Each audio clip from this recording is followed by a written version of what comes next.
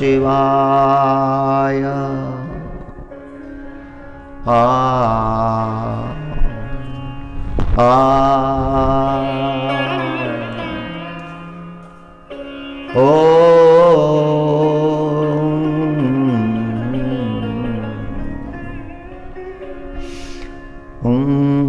कदाचित कालिंदी तटविपिन संगीत करौ,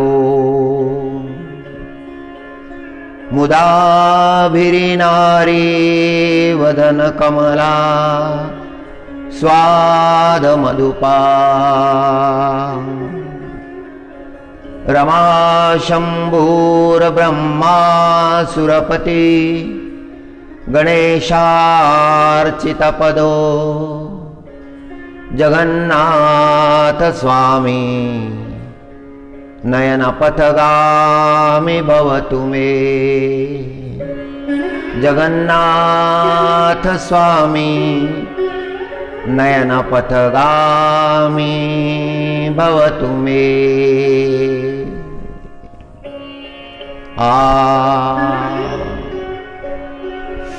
शरीरं सुरूपं ततो वै कलत्रम्। शरीरं सुरूपं ततो वै कलत्रम्। यशश्च चारु चित्रं धनं मेरुतुल्यम्। यशोदा किशोरे मनो वै न लग्नं। ततः किं ततः किं ततः किं ततः किं।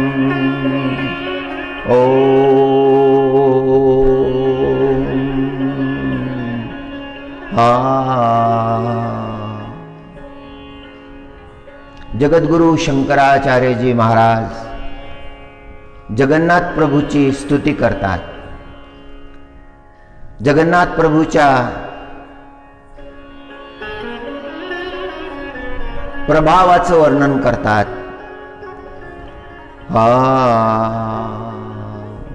जगन्नाथपुरीला जेव्हा गेले जगद्गुरु शंकराचार्य आणि त्यांनी जगन्नाथ प्रभूचं दर्शन केलं, तेव्हा त्यांच्या अंतकरणातले भाव जे उठले ते आचार्यांनी प्रगट केले। कदाचित कालिंदी तट विपिन संगीत करौ, मुदाभिरिनारी वदन कमला स्वाद मधुपा। रमा शंभूर ब्रह्मा सुरपति गणेशार्चित पदो, जगन्नाथ स्वामी नयन पथगामी भवतु मे। जगन्नाथ स्वामी नयन पथगामी भवतु मे।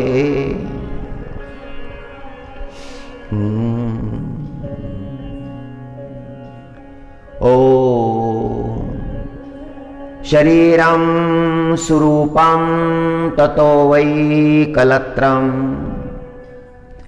यशश्च चारु चित्रं धनं मेरुतुल्यम्।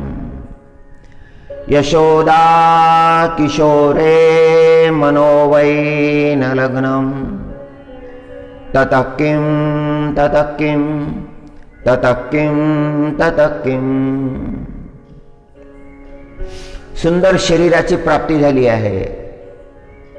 रूपवती आज्ञाकारिणी पत्नी प्राप्त झालेली आहे।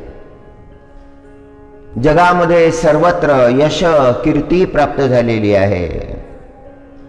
सुमेरू पर्वता एवढे धन प्राप्त झालेले आहे। विपुल धनसंपदा, सर्वत्र यश कीर्ती।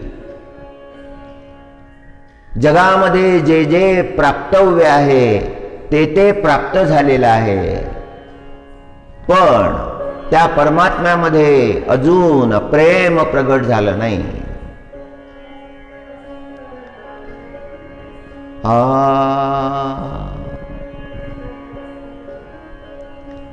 यशोदा किशोरे मनोवैन लग्नम. त्या परमात्म्यामध्ये प्रेम प्राप्त झालं नाही. सगळं प्राप्त करून उपयोग काय आहे? त्या परमात्म्याचं प्रेम सार सर्वस्व आहे, जीवनाची निधी आहे, गंतव्य आहे.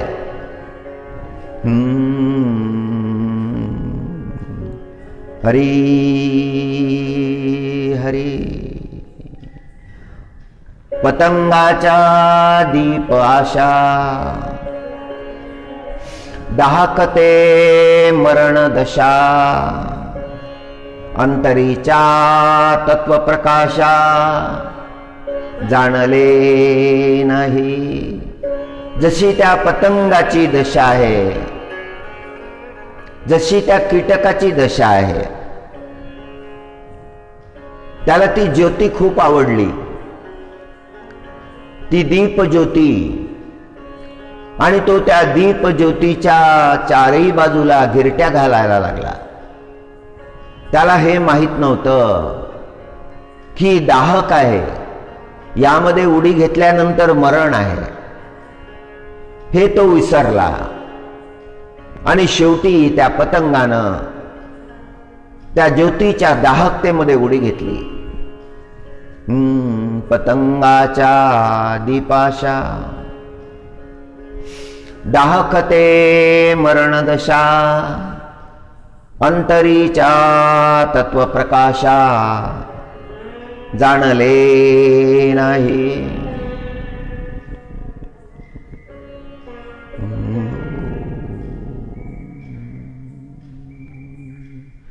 हरी हरी. मनोरथाचा सुखद समुद्र सीमा. मनुष्य वार्धक्याला प्राप्त होतो, मृत्यू निकट आलेला आहे. शरीर आता कार्य करत नाही, आता कानाने ऐकू येत नाही, बोलताना वाणी लडखडायला लागते, अंग थरथरायला लागतं, दृष्टी अधू झालेली आहे. शरीराचे जे सगळे इंद्रिय ज्यांच्यावर एवढा विश्वास होता ते क्षीण झालेले आहेत. हे सगळं घडलं, पण मनोरथ जे आहेत, अंतरीचे मनोरथ, ते मात्र क्षीण नाही झाले. त्या वासना क्षीण नाही झाल्या. जीव जर्जर होतो, पण मनोरथ जर्जर होत नाही, अंतरीच्या वासना जर्जर होत नाही. मनोरथाचा समुद्र असीम, अनंत आहे तो समुद्र. आणि त्या समुद्रामध्ये आशा निराशेच्या लाटा उठत असतात, धैर्याच्या किनाऱ्यावर आदळत असतात. आशा निराशा लाटा करीती गर्जना. भाव तरंग स्पंदना उठती अखंड. भावाचे स्पंदन उठतच राहतात. इंद्रिय क्षीण झालेल्या त्या जीवाला वाटत असतं की पुन्हा आपली पूर्वावस्था प्राप्त होईल. जो आनंद आपण प्राप्त केलेला आहे तो आनंद पुन्हा प्राप्त होईल. जीवन मावळायला आलं, पण भोग इच्छा मावळायला आली नाही. केवढा मोठा फासा टाकलेला आहे. हरी हरी. त्या परमात्म्याचं स्मरण येत नाही.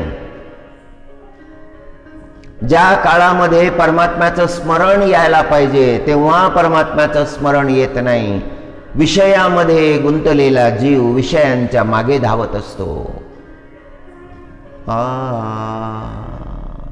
पंढरपूरचं स्मरण येत नाही, पांडुरंगाचं स्मरण येत नाही.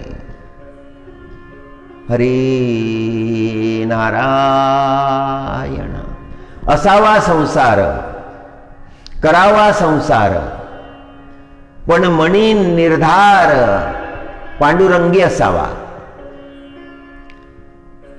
प्राप्त झालेला संसार करावा, पण हाच शेवट आहे, हाच गंतव्य आहे असं मात्र मानू नये. प्राप्त झालेला संसार करावा.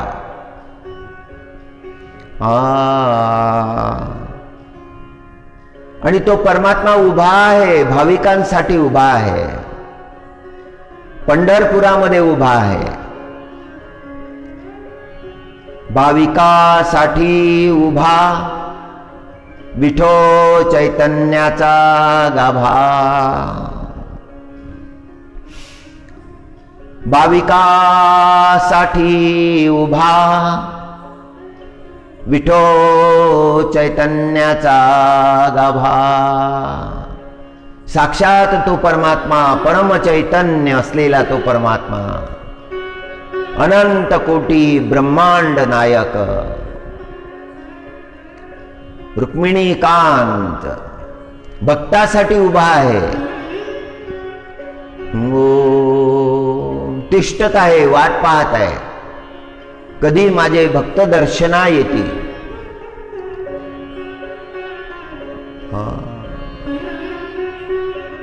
न मानी काही क्षीण. 28 युगापासून उभा असलेला तो परमात्मा, न मानी काही क्षीण, उभा तिष्ठत अजून, अजूनही तिष्ठत उभा आहे. युगे झाली 28, माय बाप उभा अखंडित. 28 युग झाली आणि तो चैतन्याचा गाभा, तो पांडुरंग अजून उभाच आहे.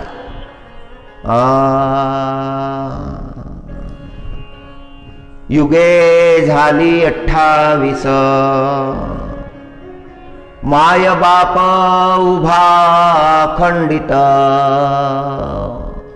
परमात्मा भक्तासाठी उभा आहे. हरी हरी.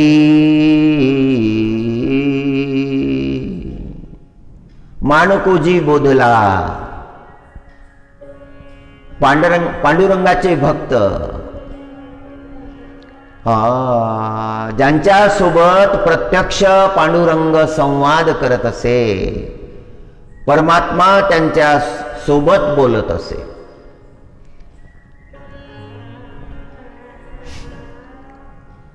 एकदा माणकोजी बोधला परमात्म्याच्या चरणाला वंदन करून त्यांच्याशी संवाद साधायला लागले. परमात्म्यानं सांगितलं, हे माणकोजी, मी ग्रहण करतो, भक्तीनं अर्पण केलेलं ग्रहण करतो, श्रद्धेनं अर्पण केलेलं ग्रहण करतो.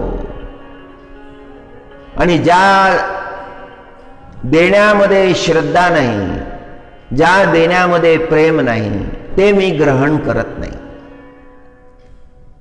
माणकोजी बोधला, विचारामध्ये पडले. भगवान पांडुरंग म्हणाले, चला प्रत्यक्षच दाखवतो. एका धनाढ्याचं अन्नदान चाललेलं होतं.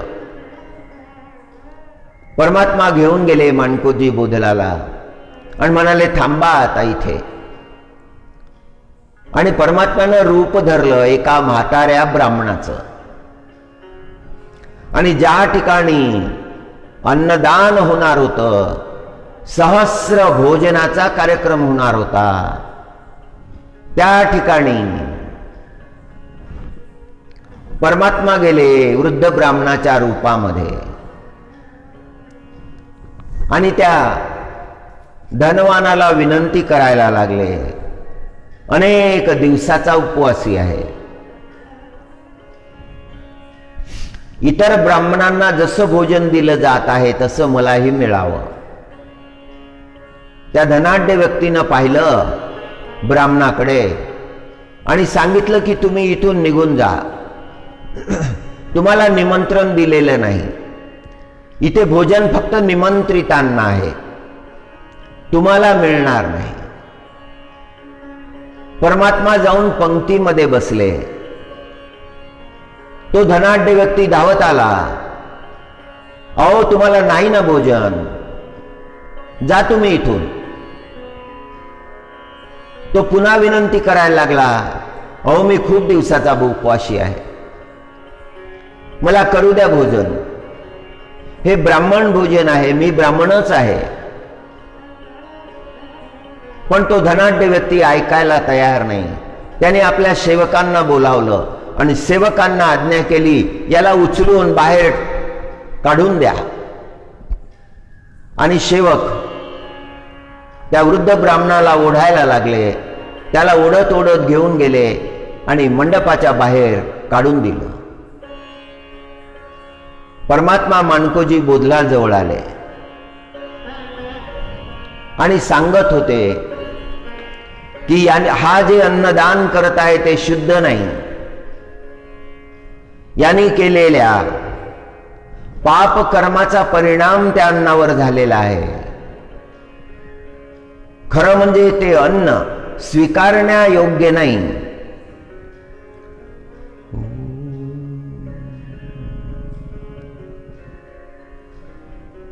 पण मी त्याचं अंतकरण पाहण्यासाठी तिथे गेलो. त्याचं अंतकरण शुद्ध नाही, परमात्म्याबद्दल भाव त्याच्या अंतकरणामध्ये नाही. फलेच्छेनं तो हे अन्नदान करत आहे, त्याला भरपूर धन मिळावं,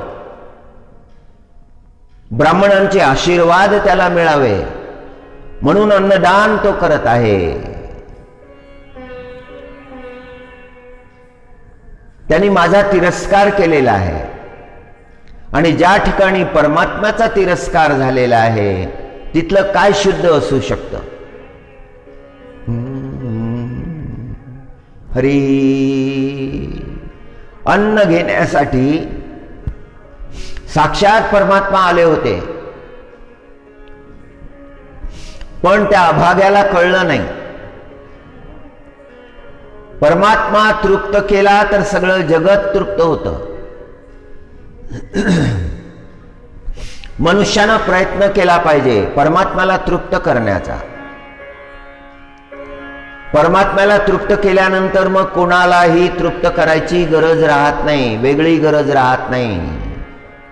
संतुष्ट केला नारायण, तो परमात्मा संतुष्ट केला.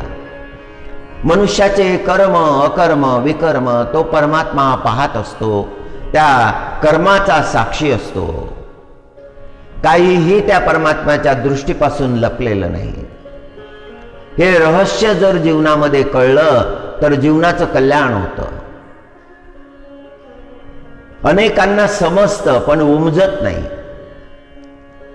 समजलं आहे पण कृतीमध्ये ते आलं नाही, तसं कर्म त्यांच्या हातून घडत नाही.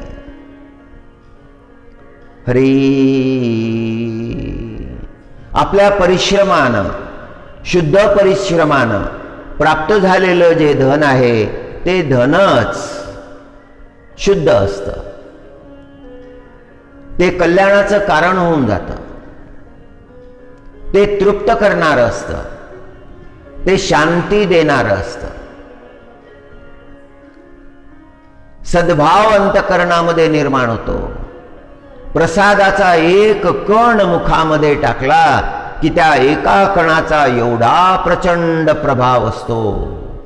प्रसादाचा एक कण, सात्विक भक्तानं समर्पित केलेला तो प्रसाद फार मंगलमय होऊन जातो. तो प्रसाद नैवेद्य दाखवताना त्या नैवेद्यामध्ये तुलसी दल ठेवतात. तुलसी दल ठेवण्याचं कारण असं आहे की त्या अन्नाच्या मागे असलेले पंचदोष ते तुलसी दल ठेवल्यानंतर लयाला जातात. तुलसी दलाचा हा प्रभाव आहे. पंचदोष, कोणत्या मार्गाने ते अन्न निर्माण झालं आहे, ते कसं निर्माण झालेलं आहे, ते कोणी केलेलं आहे, देश कोणता आहे, काळ कोणता आहे, या सगळ्या गोष्टींचा विचार पंचदोषामध्ये केला आहे. धर्मानं नीतीनं कमावलेल्या धनामधून जर ते अन्न प्राप्त झालं तर ते शुद्ध आहे. ते अन्न आणताना कुठे त्या अन्नाला एखाद्या भयंकर पदार्थाचा स्पर्श तर झाला नाही ना. त्यामध्ये स्पर्श दोष जर आला नाही ना. एखाद्या वाहनामध्ये ते अन्न आणलं पण त्या वाहनामध्ये इतरही पदार्थ होते जे अशुद्ध होते. त्या अशुद्ध पदार्थांचा स्पर्श या धनाला तर झाला नाही ना, या अन्नाला तर झाला नाही ना. ज्यांनी ते सिद्ध केलं आहे, ज्यांनी तो स्वयंपाक केला आहे, त्याचं चरित्र कसं आहे? त्याचं चरित्र शुद्ध आहे ना. सगळ्या शुद्धतेचे नियम पालन करून ते अन्न सिद्ध झालं आहे ना. ज्या देशामध्ये हे सगळं घडत आहे त्या देशामध्ये पाप प्रचार, पाखंड प्रचार तर नाही ना. देश कालाचा दोष तर नाही ना.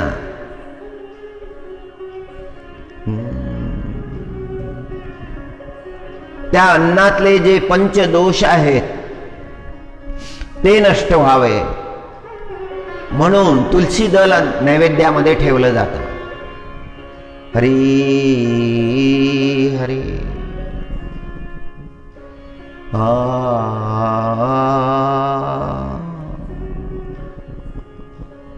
असं अन्न जर ग्रहण केलं जे अशुद्ध आहे, जे अपवित्र आहे, जे चरित्रहीन व्यक्तींनी सिद्ध केला आहे, आणणारा जो आहे तोही योग्य नाही.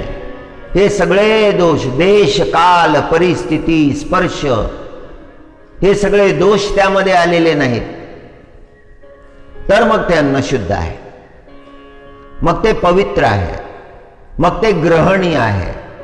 नियमाचं पालन करावं लागतं. चांगल्या मार्गानं प्राप्त झालेलं धन, चांगल्या मार्गानं सिद्ध केलेलं ते भोजन, भगवत भाव अंतकरणात असलेल्या भक्तांनी ते सिद्ध केलेलं भोजन, कुठल्याही प्रकारचा देश काळाचा दोष त्याच्यामध्ये आला नाही. भावना फार श्रेष्ठ आहे. ते अन्न शुद्ध आहे. त्या अन्नाचा कण ग्रहण करण्यासाठी परमात्मा आसुसलेला असतो.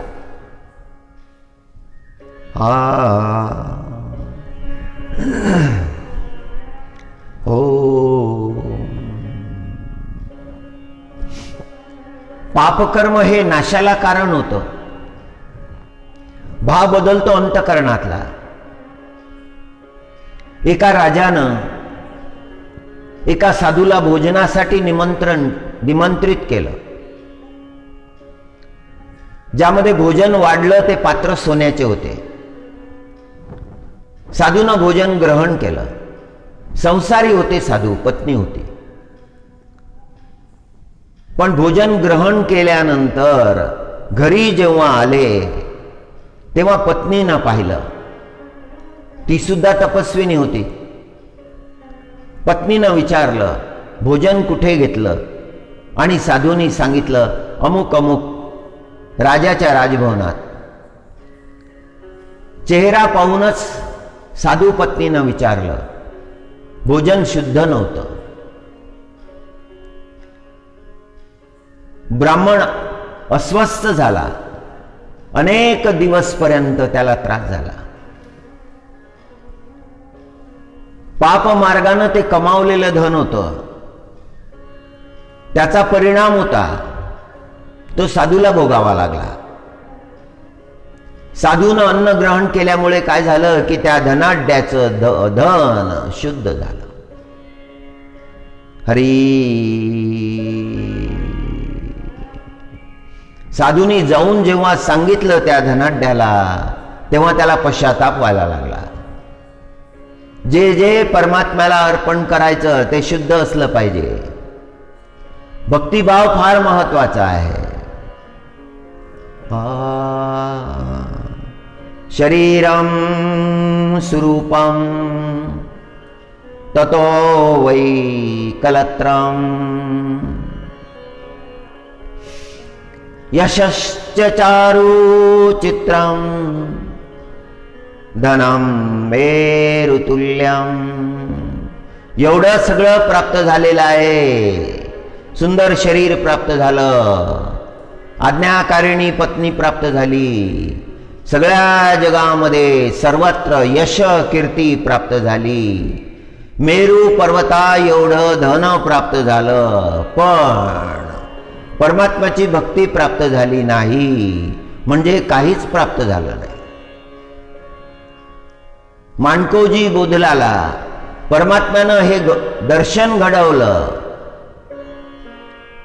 अन्नदान करत होता तो धनाढ्य, पण त्याच्या अंतकरणामध्ये परमात्मा भाव नव्हता. परमात्मा भाव नसला की सगळे सत्कर्म विफल होतात. हरी. परमात्म्याचा भाव अंतकरणामध्ये असला पाहिजे.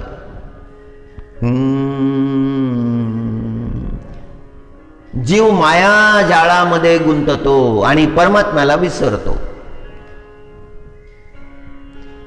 तो विसरतो की आपले सगळे कर्म परमात्म्याच्या समोर आहेत, दृष्टी समोर आहेत, काहीही लपलेलं नाही.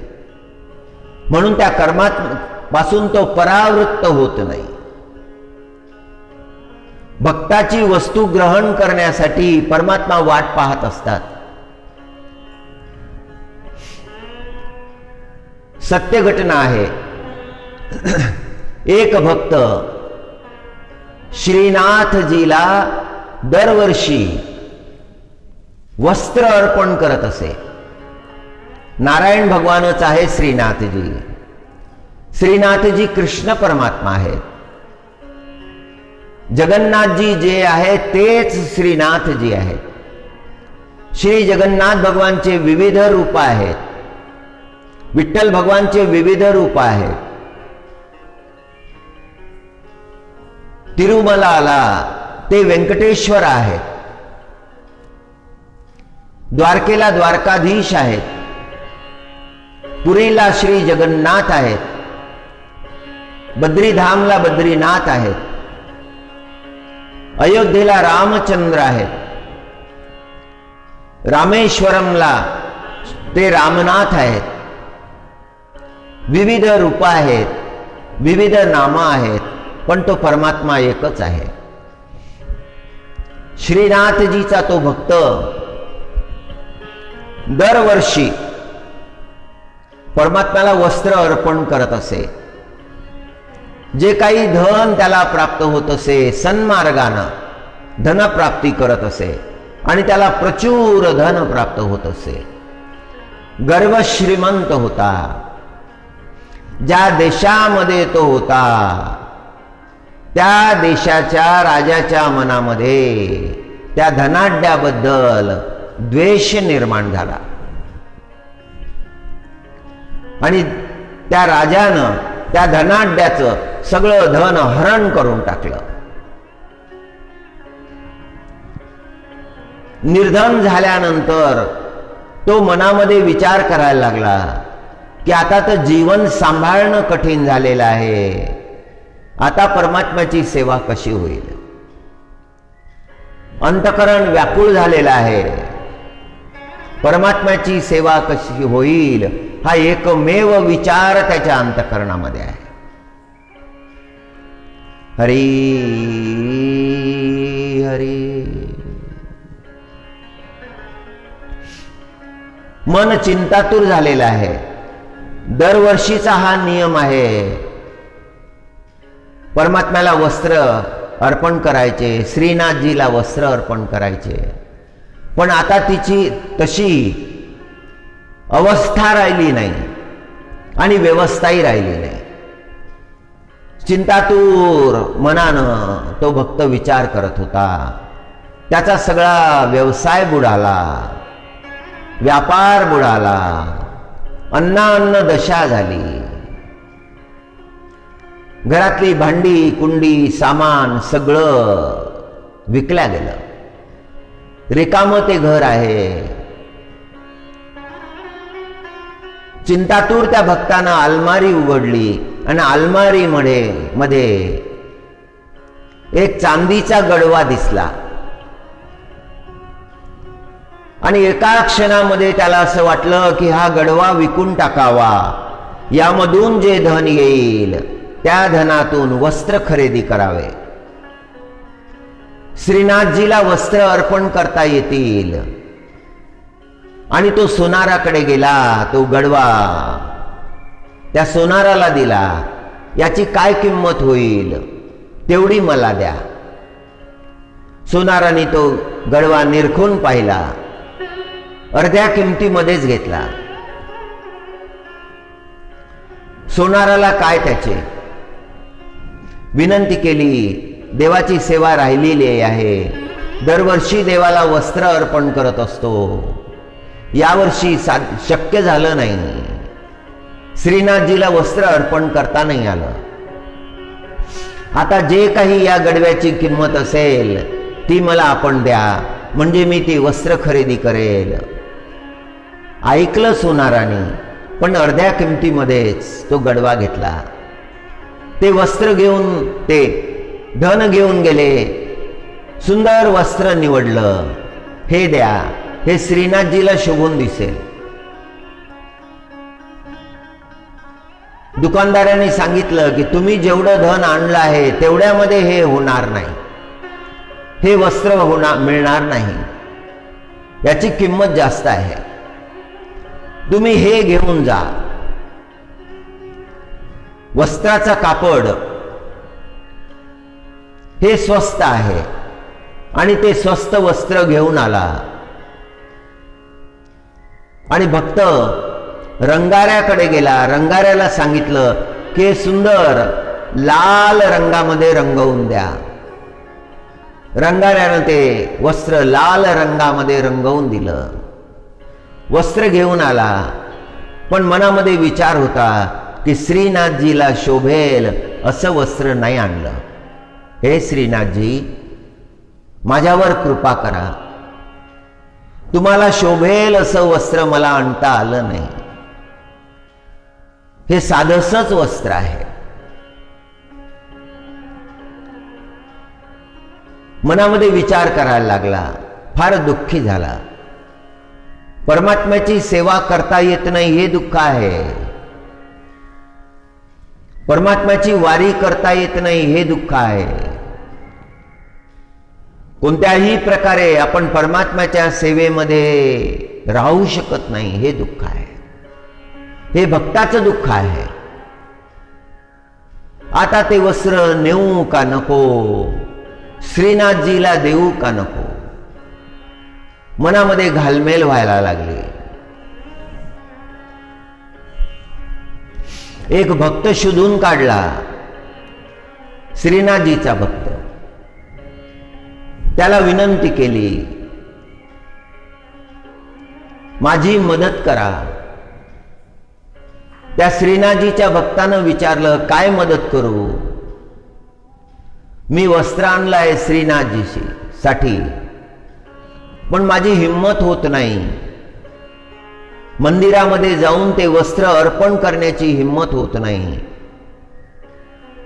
कारण श्रीनाथजीला शोभेल असं ते वस्त्र नाही. ते स्वस्त वस्त्र आहे. पण काय करू, माझ्यामध्ये क्षमता उरली नाही. आधी मी धनवान होतो, आता दरिद्र झालो आहे. माझं सगळं गेलं. माझा व्यवसाय बुडाला. अन्नान्न दशा झालेली आहे. ठीक आहे, ते माझं प्रारब्ध आहे. मी त्याकरता कोणाला दोष देत नाही. पण एवढं वस्त्र तुम्ही जाऊन श्रीनाथजीचे जे कोठारी आहेत त्यांना देऊन टाका. आणि त्या भक्तानं मदत केली, ते वस्त्र घेतलं, श्रीनाथजीच्या कोठारगारामध्ये गेले, तिथे जे अधिकारी होते त्यांना ते वस्त्र दिलं. हे श्रीनाथजीसाठी पाठवलेलं आहे. जेव्हा आपली इच्छा होईल, आपल्याला योग्य वाटेल, तर श्रीनाथजीच्या चरणी हे वस्त्र अर्पण करा. कोठारीनं ते वस्त्र घेतलं, ते उघडलं, त्याची मोठी घडी केली, ते वस्त्र अंथरलं आणि त्यावर इतर वस्त्र जे होते ते ठेवायला सुरुवात केली. वस्त्र अर्पण झालं नाही. अर्पण करणारा भक्त मनामध्ये प्रार्थना करायला लागला, श्रीनाथजी तुमची सेवा घडली नाही, तुमची सेवा घडली नाही. मोठा व्याकुळ झाला. आणि जेव्हा श्रीनाथजीची सेवा चालली होती, तेव्हा श्रीनाथजी त्या भक्तानं पाठवलेलं वस्त्र मागायला लागले. सुंदर वस्त्र आणलेले आहे. श्रीनाथजी ते वस्त्र स्वीकारत नाही, स्वीकार करत नाही त्या वस्त्राचा. श्रीनाथजी सांगतात पुजाऱ्याला की कोठागारामध्ये जा, तिथे माझ्या भक्तानं एक लाल रंगाचं साधं वस्त्र आणलेलं आहे, ते आणा. पुजारी गेले, कोठारीला ते वस्त्र मागायला लागले. निशाणी सांगितली, साधं वस्त्र आहे, लाल रंगाचं आहे. आणि कोठारीच्या लक्षात आलं कोणतं वस्त्र आहे, आणि ताबडतोब त्यांनी काढून दिलं. ते वस्त्र श्रीनाथजीला अर्पण झालं आणि श्रीनाथजी शोभिवंत दिसायला लागले. परमात्मा प्रसन्न झाले. ज्यांनी एवढे सायास केले होते, श्रीनाथजीची भक्ती केली होती, तो भक्त दर्शनासाठी आला आणि तेच वस्त्र मागून परमात्म्यानं धारण केले, हे पाहून धन्य झाला. श्रीनाथजीच्या चरणी त्यांनी दंडवत केला. मोठ्या भक्तिभावानं अर्पण केलेलं तो परमात्मा स्वीकारतो. हरी हरी. हे ज्ञान मनुष्याला झालं पाहिजे. शुद्ध भावानं अर्पण केलेलं परमात्मा स्वीकार करतो, हे ज्ञान प्राप्त झालं पाहिजे. अखंड त्या परमात्म्याचं चिंतन भक्ताच्या अंतःकरणामध्ये पाहिजे.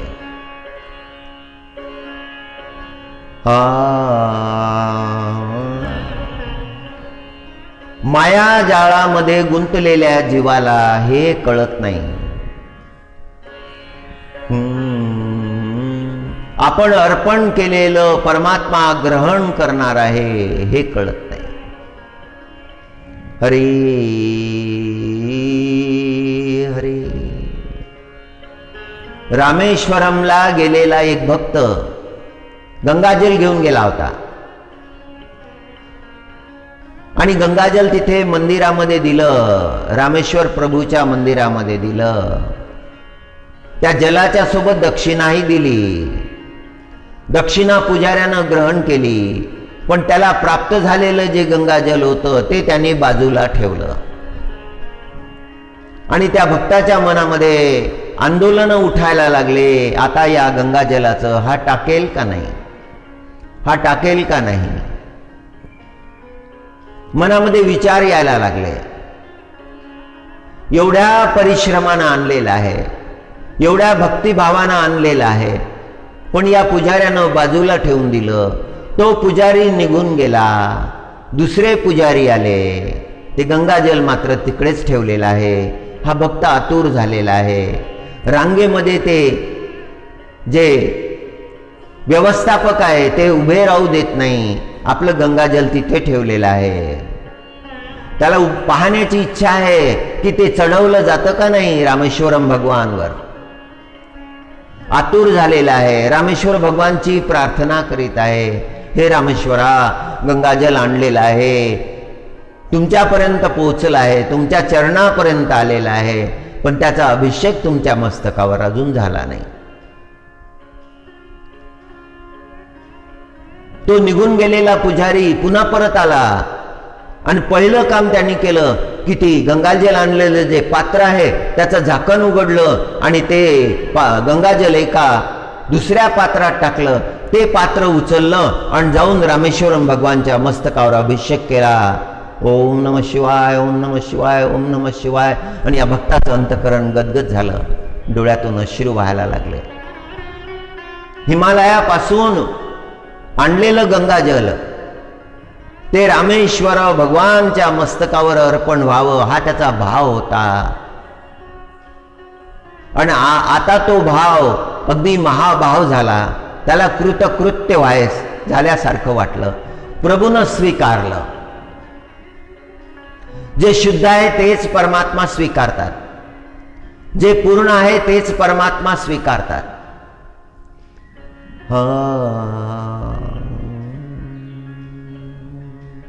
हरी. जे अशुद्ध आहे ते स्वीकारत नाही.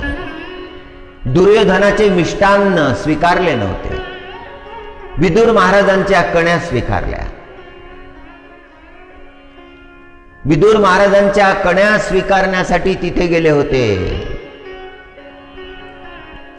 भक्तासाठी तो परमात्मा तिष्ठत असतो. हरी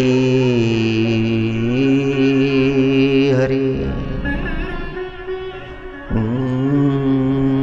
शरीरं सुरूपं ततो वै कलत्रम्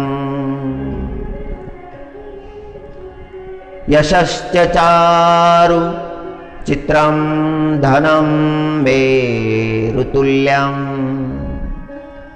यशोदा किशोरे मनो वै न लग्नं ततः किं ततः किं ततः किं. सगळं प्राप्त झालं, सगळं ऐश्वर्य प्राप्त झालं, पण परमात्म्याची भक्ती प्राप्त झाली नाही. जीवनामध्ये काहीच प्राप्त झालेलं नाही. सगळं जगामध्ये सुलभ आहे. धन प्राप्त करणं सुलभ आहे, यश मिळवणं सुलभ आहे, कीर्ती मिळवणं सुलभ आहे, नावलौकिक मिळवणं सुलभ आहे. परमात्म्याची भक्ती दुर्लभ आहे. हरी.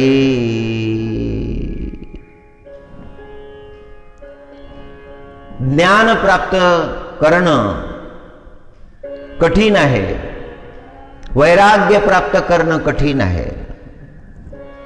आणि ज्ञान भक्ती वैराग्य प्राप्त झालं की मग जीवनाची दृष्टी बदलते, मग सत्य दर्शन व्हायला लागतं, मग परमात्मा दृष्टीमध्ये येतो. नामदेव महाराजांच्या दृष्टीमध्ये तो परमात्मा आहे.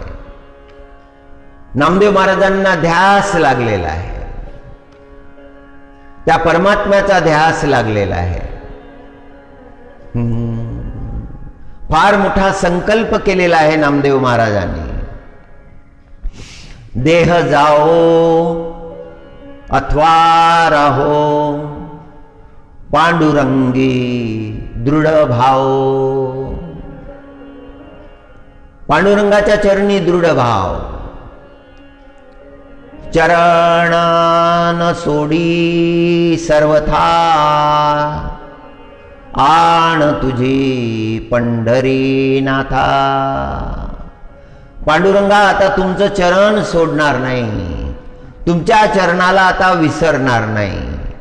माझं सगळं अंतकरण तुमच्या चरणाजवळच आहे. माझं सर्वस्व जीव तुमच्या चरणावर अर्पण आहे. माझं जीवन हे तुम्हाला मी अर्पण केलेलं आहे. परमात्मा तुमचे चरण हे सार सर्वस्व आहे. हे कधी मी सोडणार नाही, या चरणांना विसरणार नाही. आणि मी हा जो संकल्प केलेला आहे तो परमात्मा तुम्ही पूर्ण करा. तुमची कृपा माझ्यावर होऊ द्या. जगाची कृपा होवो ना हो, मागतच नाही, अपेक्षाच नाही.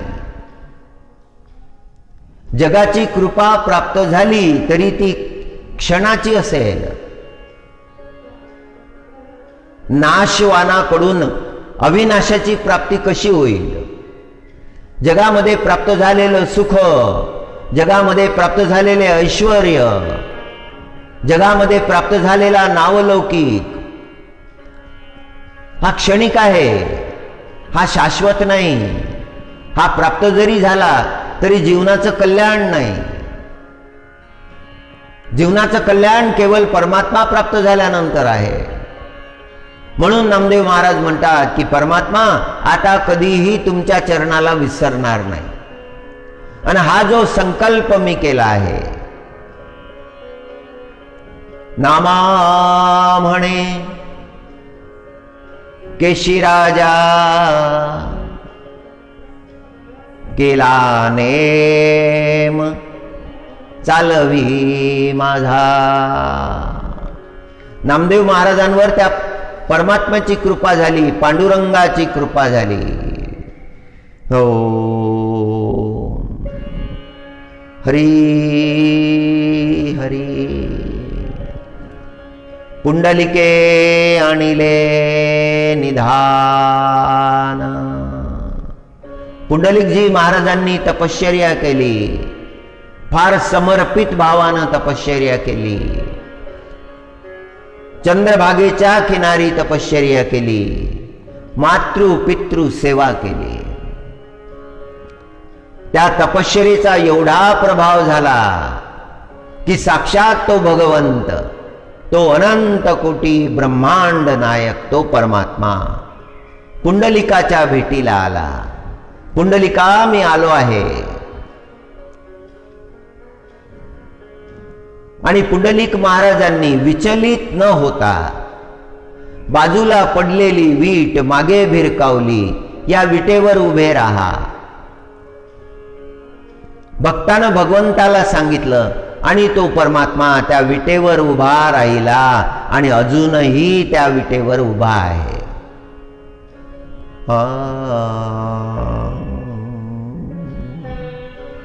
हरी हरी शरणं हरी शरणं हरी शरणं. आपल्याला जे पाहायचं तेच दिसत असतं. आपण जे शोधायचा प्रयत्न करतो, आपल्या अंतःकरणामध्ये जे आहे ते आपल्या दृष्टीमध्ये आहे.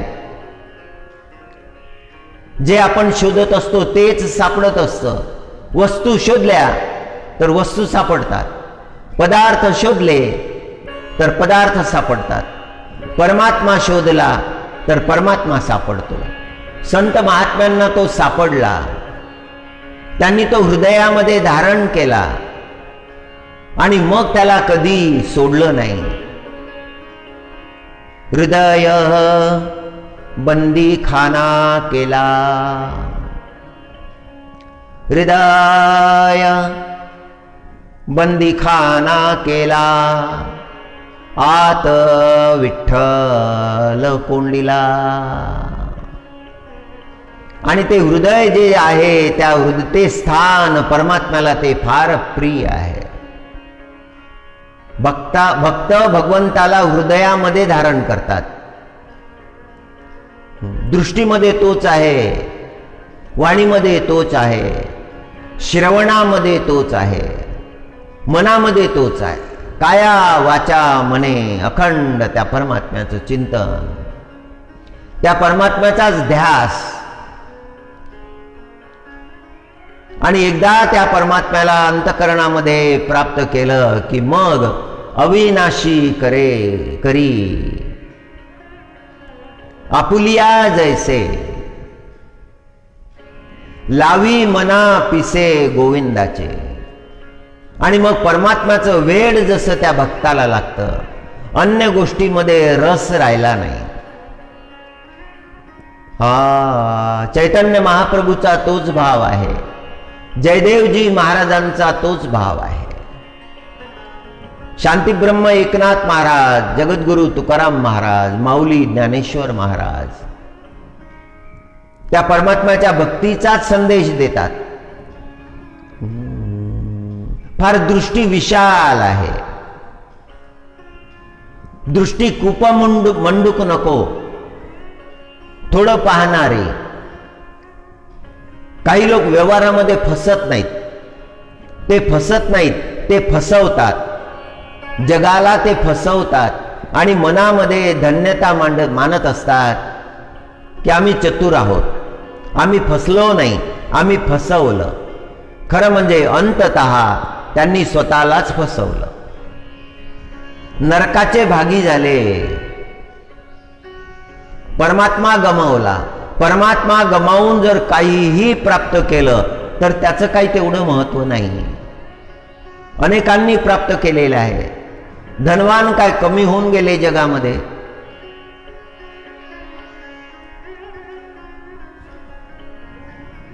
ज्यांचं अतुल वैभव होतं, ज्यांच्या अंगणामध्ये हत्ती झुलत होते, शेकडो ज्यांचे नोकर चाकर होते, मधुर अन्नाचा भोग ते सोन्याच्या ताटामध्ये घेत होते, एवढं ऐश्वर, पण दुर्गती झाली. त्यांचं नावही शिल्लक राहिलं नाही. परमात्मा प्राप्त नाही केला. परमार्थ विचार त्याच्या अंतःकरणामध्ये नाही आला. हरी कूपमंडूक वृत्ती.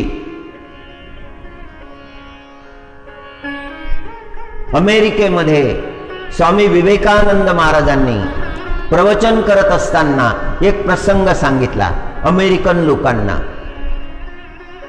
There was a well and in that well there lived a frog. एक विहीर होती, त्या विहिरीमध्ये एक बेंडूक राहत होता. And the rain started. The water on the land increased. And one frog from the sea came into the well. समुद्रातला एक बेंडूक तो विहिरीमध्ये पडला. दोन बेंडुकांची भेट झाली. The first frog, the frog from the well asked to that new frog, where from you have come? कुठून आला आहेस? And the frog from the sea said, I have come from the sea. What is sea? And the frog from the sea started answering, sea is very big. The frog from the well asked, bigger than my well? And the frog from the sea said, your well is nothing. It cannot be compared with the sea. Then that frog said, I don't believe. In my whole life, I have not seen anything bigger than this well. You are telling lie. Nothing is bigger than my well. Now you tell me, I will just jump and show you and ask you, is your sea bigger than this? And that sea from the well jumped. And the frog from the sea said, dear friend, your well is very small, nothing in front of the sea. Until you see the sea, you will never understand. परम तत्वाचा साक्षात्कार झाल्याशिवाय परम तत्व कळत नाही. मला जे प्राप्त झालेलं आहे तेच श्रेष्ठ आहे. ही कूपमंडूक वृत्ती आहे. जसं त्या बेंडुकाचं चिंतन होतं त्या विहिरीबद्दल. त्या विहिरीपेक्षा जगामध्ये काहीच मोठं नाही असं त्याला वाटत होतं. त्या भ्रमामध्ये तो राहत होता. जीवनामध्ये भ्रम निर्माण झाले की सत्य कळत नाही. हरी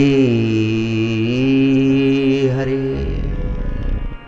संतांच्या वाणीमध्ये शास्त्र असतं, संतांच्या वाणीमध्ये तत्वबोध असतो.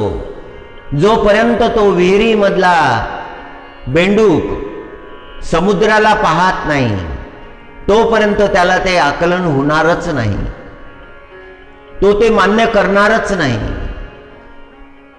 धो पाऊस पडला, विहीर तुडुंब भरली आणि बेंडूक वर आले, दोन्ही बेंडूक, आणि जगामध्ये सर्वत्र पाणीच पाणी झालेलं आहे. आणि तो जो बेंडूक आहे समुद्रामधून आलेला, त्यांनी दाखवलं, लुक नाव, everywhere there is a water, just see, and what you see, this is also nothing. Bigger than this is sea. How big you cannot imagine. You cannot see the end of that sea. And bigger than sea there is ocean. समुद्रापेक्षाही मोठा महासमुद्र आहे. तुझे डोळे तो पाहू शकणार नाही.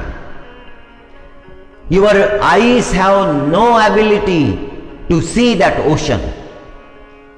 परमात्म तत्व इतक्या लवकर कळेल अशी अवस्था मनुष्याची नाही. ती अवस्था प्राप्त करण्यासाठी त्या मनुष्याला परमात्म्याला शरण जावं लागेल. पूर्ण भावानं, पूर्ण भक्तिभावानं त्या परमात्म्याला शरण गेल्यानंतरच तो परमात्मा आकलन होतो. तो अनंत आहे, प्रेमाचा समुद्र आहे, भक्तीचा समुद्र आहे. गोपिका जेव्हा मथुरेला दही दूध विकण्यासाठी गेल्या आणि त्या मथुरेतल्या स्त्रियांनी विचारलं की तुम्ही हे गायन काय करता? त्या म्हणायला लागल्या की आम्ही गायन आमच्या प्रभूच्या नामाचं करतो. त्या नामामध्ये फार मधुरता आहे. त्या परमात्म्याला आम्ही क्षणभरही विसरत नाही.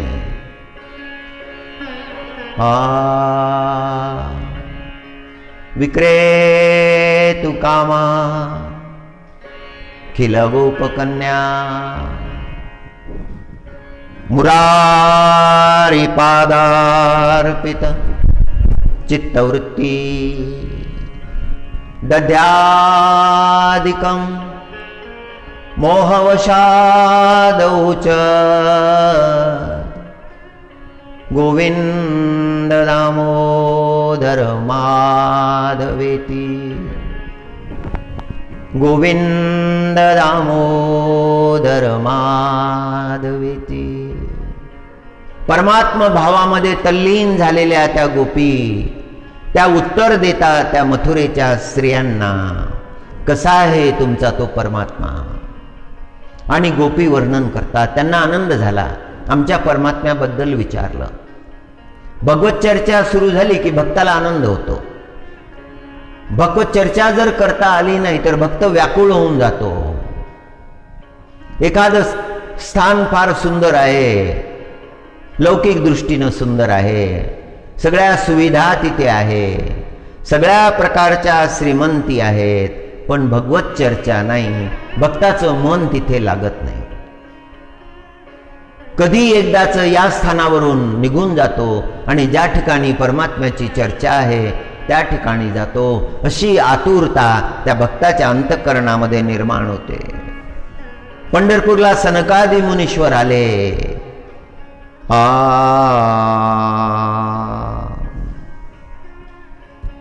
पंढरपूरच्या विठ्ठल दर्शनासाठी आले, आतुर झालेले होते दर्शनाला. सगळ्या जगामध्ये भ्रमण केलं होतं आणि पंढरपूरला आले. माणिकाचे तारू चंद्रभागे आले, भूषण ते झाले सनकादिका. माणिकाचे तारू जहाज आलं चंद्रभागेमध्ये, माणिकाचं जहाज. माणिकाचे तारू चंद्रभागे आले, भूषण ते झाले सनकादिका. पंढरपूर हे निळ्याची खाणी, नवलाव साजणी देखीला.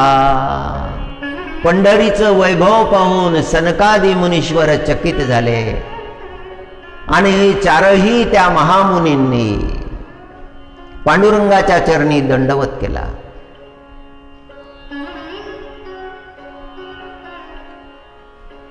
पांडुरंगाचं स्वरूप पाहून सनकादी मुनीश्वर भारावून गेले. पंढरीच्या दैवता नाही उपमा, पांडुरंगाची दुसरी उपमा नाही, तसं कुठेच नाही, तसं स्वरूपही कुठे नाही, तसं दर्शनही कुठे नाही. केवळ दृष्टी मात्रे या परमात्म्याच्या डोळ्यासमोर जीव उभा राहिला की त्या जीवाला तो परमात्मा धन्य करून टाकतो. आपण परमात्म्याच्या दृष्टी समोर असलं पाहिजे. एका विदेशी भक्तानं एका भारतीय माणसाला विचारलं की why the eyes of Jagannath भगवान आर सो बिग. जगन्नाथ भगवानचे डोळे एवढे मोठे का आहेत? आणि त्या भक्तानं सांगितलं की the lord wants to see the whole world. परमात्म्याला सगळं जग पाहायचं आहे. There is a doubt whether you will see Lord or not. शंका आहे तुम्हाला परमात्मा दिसेल का नाही, पण परमात्म्याचे डोळे तुम्हाला पाहतील.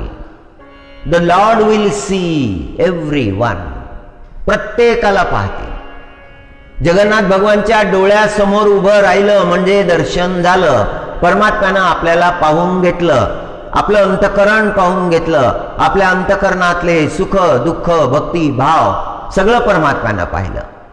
त्या परमात्म्याच्या दृष्टीमध्ये असलं पाहिजे. हे जीवनाचं श्रेष्ठ ध्येय आहे. हे प्राप्त केलं पाहिजे. आपण परमात्म्याच्या दृष्टीमध्ये असलं पाहिजे. आपण परमात्म्याच्या दृष्टीमध्ये येण्यासाठी पात्र झालं पाहिजे. मग त्यासाठी संत उपदेश श्रवण केला पाहिजे. संत उपदेश श्रवण केल्यानंतर मनुष्याला ती योग्यता प्राप्त होते.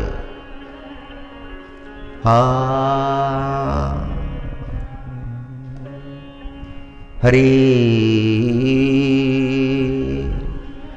शरीरं सुरूपं ततो वै कलत्रं यशश्च चारु चित्तं धनं मेरुतुल्यं. यशोदा किशोरे मनो वै न लग्नं ततः किं ततः किं ततः किं ततः किं. सगळ्या भक्तांनी हातामध्ये दीप घेतले. पंढरपुरामध्ये पांडुरंगाला ओवाळायला लागले आणि श्री जगन्नाथजीला जगन्नाथपुरीमध्ये ओवाळायला लागले. आषाढाचा मास आहे. हा मास परमात्म्याला प्रिय आहे आणि दोनही ठिकाणी परमात्म्याच्या दिव्य अशा यात्रा आहेत. वारकऱ्यांसाठी पंढरपूरची वारी आणि उत्कल देशामध्ये भक्तांना दर्शन देण्यासाठी रथयात्रा. निर्गुण सगुणाकारं संवृतभूभारं मुरहरनन्दकुमारं मुनिजनसुखकारं वृन्दावनसञ्चारं कौस्तुभमणिहारं करुणापारावारं गोवर्धनदारं. जय देव जय देव जय देव वन्दे गोपालं. जय देव जय देव वन्दे गोपालं. मृगमद शोभितभालं भुवनत्रयपालं. जय देव वन्दे गोपालं. मुरली वादनलोलं सप्तस्वरगीतं. स्थलचर जलचर वनचर रंजित सद्गीतं. स्तंभित यमुना तोयम् अगणित वरचरितं. गोपीजन मनमोहनदान्तं. श्रीकान्तं. जय देव वन्दे गोपालं. रासक्रीडामण्डित वेष्टित व्रजजललनं. मध्ये ताण्डवमण्डित कुवलयदलनयनं. कुसुमित काननरञ्जित मन्दस्मितवदनं.